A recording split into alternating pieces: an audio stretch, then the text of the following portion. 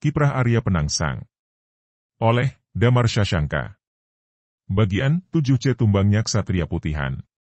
Di tengah kesibukan Arya Penangsang mengendalikan keliaran Kiai Gagak Rimang, mendadak anak kecil yang menunggang kuda di depannya, memutar haluan kudanya. Berderap suaranya mendekat. Mata Arya Penangsang awas. Namun keliaran Kiai Gagak Rimang semakin menjadi-jadi. Arya Penangsang panik. Dan benar. Tombak di tangan kanan sang anak mengarah telak ke arah lambungnya. Dan Arya Penangsang yang kerepotan di atas punggung kuda yang tengah melonjak-lonjak, tidak mampu menghindari tikaman tersebut. Tombak Kiai Pleret yang tajam langsung menembus lambungnya seketika itu juga. Darah menyemburat. Arya Penangsang menjerit kesakitan. Dan yang mengerikan, begitu mata tombak ditarik, sebagian ususnya ikut terburai keluar. Kuda putih berlalu dengan derapan kemenangan. Arya Penangsang meringis kesakitan. Diraihnya sebagian ususnya yang keluar dan langsung dikalungkan ke warangka keris Kiai Brongot Setan Kober yang terselip di pinggang kirinya. Begitu ususnya tidak menjuntai dan terikat di warangka keris, Arya Penangsang segera memutar tali kekang Kiai Gagak Rimang. Kuda hitam itu mendengus-dengus dan berderap semangat mengejar kuda betina. Begitu jarak sudah sedemikian dekat, Arya Penangsang meraih tubuh kecil sang penunggang kuda putih dan membantingnya ke tanah. Jerit kesakitan terdengar. Arya Penangsang segera turun dari punggung kuda. Sosok kecil yang tengah terjatuh di atas tanah berusaha bangkit dan hendak melarikan diri, namun terlambat. Leher kecilnya terpegang dan kembali terbanting ke tanah. Begitu tubuh kecil itu telentang tak berdaya, kaki kekar Arya Penangsang langsung menginjak dadanya. Suara kesakitan nyaring terdengar. Arya Penangsang beringas. Diraihnya gagang keris Kiai Brongot Setan Kober. Tunggu. Mendadak terdengar bunyi nyaring. Mata Arya Penangsang mencari asal suara. Terlihat 4 orang berkuda keluar dari balik gerombol pepohonan mendekat ke arahnya. 2 di antara 4 orang yang datang adalah Ki Juru Mertani dan Ki Ageng Pemanahan. Belum selesai kemunculan 4 orang tersebut, disusul suara riuh rendah derap kuda dari seberang sungai terdengar. Mata Ki Juru Mertani awas. Pasukan Jipang Panolan ternyata sudah tiba. Cepat dia memberikan isyarat. 2 orang yang ikut dengannya segera mengeluarkan bendera merah. Begitu melihat bendera merah terkibar, bunyi gemuruh pasukan Pajang membahana. Serempak keluar dari persembunyian masing-masing. Perang besar akan segera terjadi. Mata Arya Penangsang memerah. Ki Juru Mertani dan Ki Ageng Pemanahan menatapnya lekat-lekat. Dan mata Ki Juru Mertani serta Ki Ageng Pemanahan juga melirik usus Arya Penangsang yang terburai dan tersampir di warangka keris. Begitu keris itu dicabut, maka tamatlah riwayat Arya Jipang. Penangsang, teriak Ki Juru Mertani, anak kecil itu putra Adipati Pajang. Bunuh saja jika kamu berani. Arya Penangsang kalap.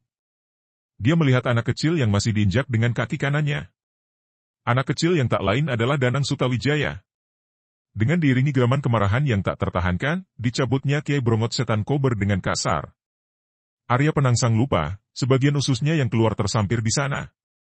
Kemarahan membuat Arya Penangsang lupa. Begitu keris Kiai Brongot Setan Kober tercabut, Arya Penangsang seketika menjerit keras. Ususnya ikut tercerabut seketika itu juga. Dengan tangan kanan yang terangkat ke atas, gerakan Arya Penangsang terhenti. Tubuhnya tergetar hebat. Hanya sesaat. Sejurus kemudian, tubuhnya tumbang ke tanah dan sekarat seketika itu juga. Cepat Ki Ageng Pemanahan menarik tubuh Danang Sutawijaya yang ngeri ketakutan. Dan langsung membawanya menjauhi arena. Di lain tempat, peperangan telah terjadi. Pekik kemarahan berselang sering dengan jerit kesakitan. Tubuh-tubuh dari kedua prajurit bertumbangan ke tanah. Darah tertumpah. Membuat aliran sungai menjadi berubah warna menjadi merah. Senjata tajam berkelabatan tertimpa sinar matahari sore. Berdenting. Mencicit mengincar nyawa lawan. Nampak Patih Matahun mengamuk di barisan depan. Ki Juru Mertani segera memerintahkan seorang kepala prajurit Pajang berteriak mengabarkan kematian Arya Penangsang. Yang diutus segera menjalankan tugas. Sebentar saja, teriakan serupa disambut teriakan yang lain dari kepala pasukan Pajang. Berita kematian Arya Penangsang membuat nyali pasukan Jipang menciut. Di tengah-tengah pertempuran dahsyat tersebut, dari sudut ke sudut, terdengar suara bersahut-sahutan dari pasukan Pajang. Arya Penangsang wis mati. Arya Penangsang sudah mati. Dampaknya luar biasa, sebentar saja, pasukan Jipang terdesak hebat. Satu persatu, tubuh pasukan Jipang jatuh ke tanah dengan luka menganga mengeluarkan darah segar. Pasukan Pajang terus merangsak maju. Aja mundur. Maju. Jangan mundur. Maju. Terdengar teriakan Patih Matahun, disusul oleh kepala pasukan Jipang yang lain. Namun percuma. Nyali pasukan Jipang sudah turun drastis. Bahkan, di beberapa sisi, pasukan Jipang sudah kocar-kacir. Jika diteruskan, seluruh pasukan Jipang akan terbabat habis tak tersisa. Pasukan Pajang mengamuk bagai banteng ketaton. Namun, Patih Matahun tak berniat mundur. Ki Ageng Pamanahan segera memacu kuda mendekati posisi Patih Matahun.